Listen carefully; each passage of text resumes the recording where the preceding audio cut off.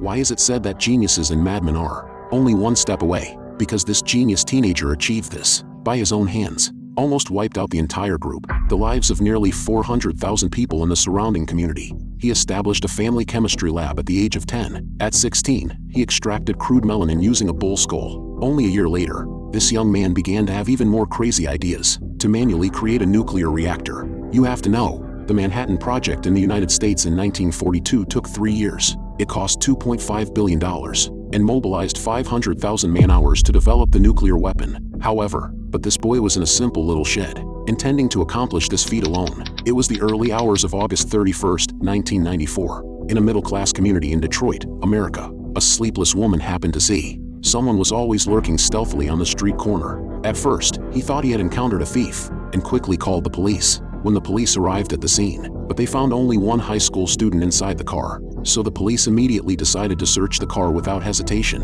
When they opened the trunk, they didn't see any stolen car parts. Instead, there are several strange items. For example, a bag of unknown powder, a small disc and a metal rod, several light bulbs with mercury switches, regarding the vacuum tube mineral powder on the clock face, as well as various chemicals and acids. While the police officers were about to carefully inspect the mysterious items in the trunk, the high school student who had always been quiet and reserved suddenly screamed loudly, claiming that everything was radioactive material. This caused the police officers to instantly fall into panic and urgently contact the command center to report the situation. The news spread like lightning and thunder, quickly waking up officials at all levels, then triggering a series of emergency responses.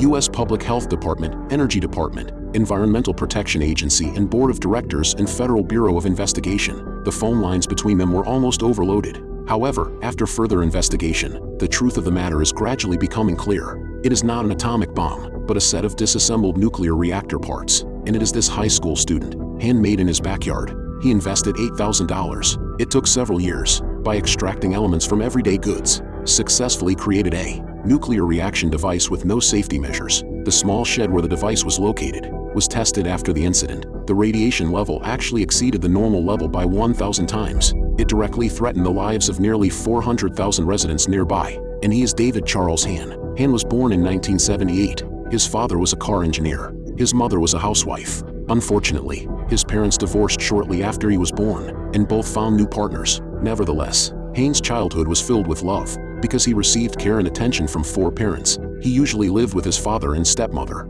and every weekend will spend time with mother and stepfather. In Hahn's life trajectory, on the day of his 10th birthday, undergone earth-shaking changes. At that time, he received a special gift, the Chemical Gold book. It was also this book that will lead Hahn onto a unique path. Soon, Hahn was deeply attracted to the chemical knowledge in the book. It was Hahn who, after persistent requests, managed to get his family to equip him with a complete set of experimental equipment. From then on, his bedroom became a small laboratory. Generally speaking, amateur scientists are at most called enthusiasts, but 10-year-old Hahn played too wildly. His bedroom was filled with various chemical equipment. At the craziest times, he could simultaneously conduct 20 experiments. With Hahn's growing interest in chemical experiments, these dangers are also constantly increasing. It is this fervent exploration that makes his chemical laboratory. Explosions and fires often occur. Once, while his father was watching TV, he heard a loud noise coming from the basement and found Hahn lying on the ground already unconscious. Scattered around are fragments of containers used for experiments. After this accident, Hahn's father decided to prohibit him from conducting any chemical experiments at home. However, this did not quench Hahn's passion for chemistry. He turned to his mother for help and set up a new laboratory in his garden shed. By 1990, Hahn, not yet 12 years old, began pursuing external charm. And at that time, the United States was very popular. Get your skin tanned to a healthy wheat color. But Hahn doesn't have money or time. Go to the seaside to enjoy a sunbath. Then he utilized his own knowledge of chemistry and found an alternative solution. He obtained fresh ox skulls from the local slaughterhouse, extract the pituitary gland, and use compounds such as potassium chloride and succinate. Successfully extracted melanocyte-stimulating hormone. This is a hormone that only exists in the cow's pituitary gland. Substances that can promote human pigment deposition. Hahn tried this method himself. The results were within a few days. His skin had turned to a wheat color. At this point, Hahn's mother couldn't remain calm. She noticed that this child was too reckless, daring to use anything on herself. She might just poison herself one day. It was Hahn's mother who wanted to divert her son's attention, so she strongly recommended that he join the Boy Scouts. The sales pitch was very successful. Hahn quickly became fascinated with the life of the Boy Scouts. At the same time, this also allowed Hahn to later build nuclear reactors by hand, laid the foundation. Before that, Let's briefly introduce the Boy Scouts. This organization was originally established in the UK. It later rapidly grew and expanded in the US. In the US, many famous figures were included, such as former President Ford, astronaut Armstrong, and directors like Spielberg. All have a Boy Scout background. In the 1950s and 1960s, nuclear energy is a hot topic. Although in that period, countries such as the Soviet Union, Britain, and the United States, a series of nuclear accidents occurred. But the United States is quite contradictory in its promotion of nuclear energy. On the one hand, for the needs of the Cold War, they emphasized the nuclear threat of the Soviet Union. On the other hand, but they downplayed nuclear accidents that occurred domestically. So they had the U.S. Atomic Energy Commission do activities with the Boy Scouts, promote the positive aspects of atomic energy to young people. They told the children, the all-powerful atomic energy is not mysterious, and make grand promises. In the future, atomic energy will be spread to every household's life. For example, nuclear-powered cars, nuclear-powered hairdryers and washing machines, etc. From then on, Hahn's potential in atomic energy developed a strong interest. To him, nuclear energy symbolizes the solution to future energy problems. It is a treasure that can completely change the future of humanity. This appeal not only sparked Hahn's curiosity, further ignited his curiosity. He then began to self-study the basic principles of fission, and by drawing flowcharts, to gain a deeper understanding of this process. Then, using can coat hangers and rubber bands, he made a simple model of a reactor. It was during this process that Hahn gradually had a crazy idea. Why not do it yourself? Make a small reactor to try it out. But wanting to build a nuclear reactor at home is almost impossible. Because of the material of radioactive elements, almost all are subject to strict government control and regulation. However, in the Boy Scout materials of Hahn, but found a clue. The materials state, many everyday goods on the market actually contain radioactive substances. But how to identify these items and extract the required elements from them? The information does not provide a clear answer, but implies that others may possess these secrets, and provides a series of contact information for professional organizations, such as the U.S. Department of Energy and the Management Commission, encourages all interested individuals to proactively contact to learn more. So, Hahn began to send inquiry letters to these organizations. Also claims to be a middle school teacher, hopes to obtain knowledge related to atomic energy, to teach to students. Among them, Hahn will also mention in the letter, ask some professional nuclear energy questions, make people believe he is a truly knowledgeable teacher. After the researchers' unremitting efforts, Hahn finally received a letter, reply from the U.S. and the director of the management committee. The letter not only expressed appreciation for Hahn's enthusiasm, but also listed a detailed list, telling Hahn, in which industrial-grade household products can radioactive substances be found. Thus, with the detailed list provided by the director, Hahn clarified his action plan. First, Hahn's goal was not to create an atomic bomb, but to build a breeder reactor. To do this, you first need to make a neutron gun, by using neutrons to bombard Th-232 to produce U-233, to maintain the chain reaction. Of course, this is not easy either. For this goal, Hahn and also to his potted plant shed, the lab underwent a major renovation. First, a layer of latex paint was applied to the plant shed. Then, element periodic table posters were stuck up and carpets were laid. Next, ventilation and filtration systems were installed, and radiation monitoring relies on a second-hand old reform technology device. Protective measures are homemade lead skin seals. Next, the director also told Hahn how to obtain radium and earth. These two elements are key to making neutron sources. But Hahn did not know earth is inhaled after will cause cancer in the Manhattan Project. There were 8 people who died of cancer caused by soil. But the suicidal children will not be too unlucky. Not long after, Hahn is in the laboratory of the local community college. Got the soil. The next target is radium. This element is relatively easy to obtain, because in the once United States, radium, this dangerous element, was everywhere. In 1902, Marie Curie discovered radium. It could naturally glow in the dark, let many people think he possesses mysterious powers. So American merchants quickly launched various products containing radium, such as drinking cups, hot spring toothpaste, cosmetics, and even underwear. And they claimed to promote health and fertility. Radium luminous paint is widely used in clocks, car dashboards, and on airplanes. But in nightclubs, many girls for style will also use cosmetics containing radium luminous paint, applying makeup. However, the high radioactivity of radium ultimately led to many tragedies.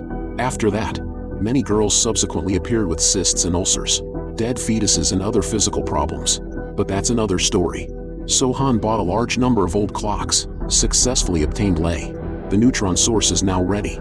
Next, oil needs to be used to trigger the nuclear reaction. Hahn discovered Jack has 2 companies that sell small oil samples. One is targeted at commercial and academic institutions. The other is for museums and collectors to purchase. It is worth mentioning, during World War II, Hitler wanted to develop the atomic bomb. The oil needed for this was provided by Jack Company. So Hahn lied that he was an employee of the museum. He obtained the oil ore for $120. Manhattan soon faced a technical challenge. He couldn't refine and concentrate U-235, because this process requires highly complex and expensive technology.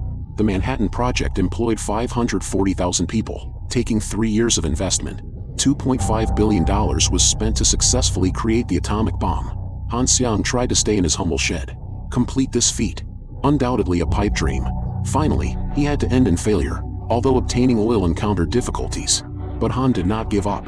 He received selfless guidance from the director of BU, found a feasible alternative solution. That is to extract the earth element from soil dioxide. It can achieve a similar effect. The director also revealed to him. Also, in the filaments of gas streetlights, there are trace amounts of soil.